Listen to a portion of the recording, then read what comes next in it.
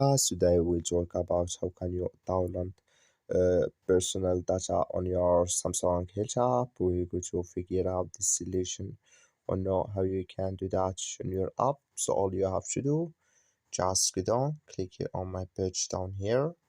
So then it's going to take you to this list here. Then all you have to do now, just go above this sign, click on it here.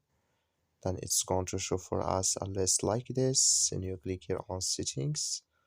So then it's going to take us to this list here. Then you go down, you just keep going down here, and you click here on download download personal data here. Click on it, come to this list, and you click here on download here. You just click on it, and it's going to download with you on your Samsung Health app. That's all you have to do. Thank you for watching. Don't forget to support us by liking, subscribe.